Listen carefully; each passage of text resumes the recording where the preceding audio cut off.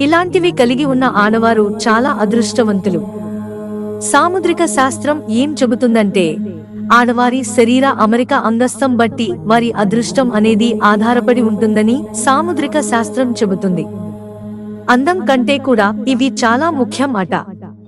అందుకే పూర్వంలో పెళ్లి చూపులకు వెళ్లేటప్పుడు పెద్దవారు అమ్మాయి ఒడ్డు పొడుగు నడక అన్నీ పక్కాగా చూసేవారు.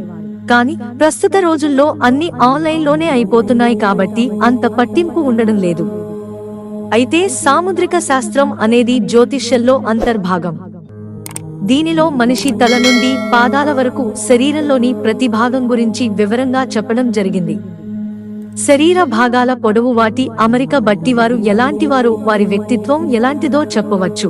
ఇంకా చేతులు కాళ్ళు నిర్మాణం బట్టి వారి జీవితం ఎలా ఉండబోతుంది, ఎలాంటి జీవిత భాగ్యస్వామి వస్తుంది, వారి ఆయుర్దాయం ఎంత, ఇలా ఎన్నో విషయాలు చెప్పవచ్చని సాముద్రిక శాస్త్రం చెబుతుంది. మరి వాటిలో కొన్నిటి గురించి ఇప్పుడు మనం తెలుసుకుందాం. నుదుటి భాగం. స్త్రీలకు నుదుటి భాగం వెడల్పుగా ఉంటే వారు చాలా అదృష్టవంతులట. బొట్టు పెట్టుకునే ప్రదేశం నుండి పాపిట వరకు ఎంత వెడల్పుగా ఉంటే అంత అదృష్టమని సాముద్రిక శాస్త్రం చెబుతుంది. కనుబొమ్మలు. అలాగే రెండు కనుబొమ్మలకు మధ్య వెంట్రుకలు ఉన్న అదృష్టమేనట. రెండు కళ్ల మధ్య గ్యాప్.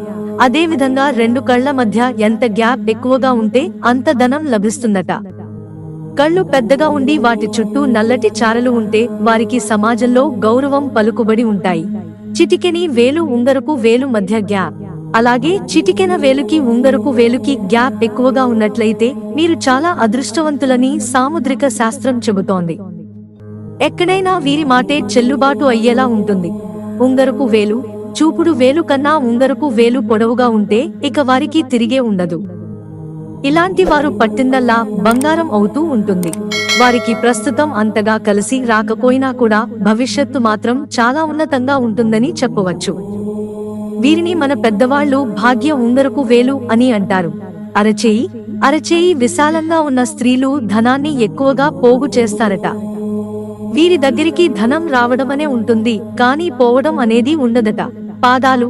ఇక పాదాల వేళ్ల విషయానికి వస్తే కాలి బొటనవేలు మిగతా వాటి కంటే పెద్దగా ఉండి మిగిలిన వేళ్లు పైనుండి కిందకు ఒక క్రమంలో ఉంటే వారు చాలా అదృష్టవంతులట. బొటనవేలు కంటే పక్కన వెళ్లి పొడవుగా ఉంటే, బొటనవేలు కంటే పక్కన వేలు పొడవుగా ఉన్న స్త్రీలు చాలా ధైర్యవంతులట. దేనికి భయపడకుండా ముందుకు వెళ్తారు. సమాజమంతా వీరికి చాలా గర్వం అని చెవులు కోరుకున్నవారు అవేమీ పట్టించుకోకుండా తమ పనిలో ముందుకు వెళ్తూ ఉంటారు.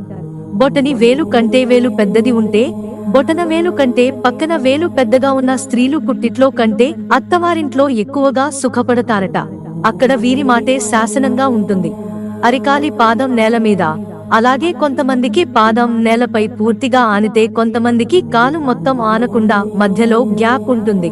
ఎవరికైతే పాదం పూర్తిగా నేలకు అనుతుందో అలాంటి వారు చాలా అదృష్టవంతులు. అలా కాకుండా ఎవరైతే అరికాలు పూర్తిగా నేలకు ఆనకుండా కొంచెం వంకరగా ఉంటుందో వారు కొన్ని కష్టాలు ఎదుర్కోవాల్సి ఉంటుంది.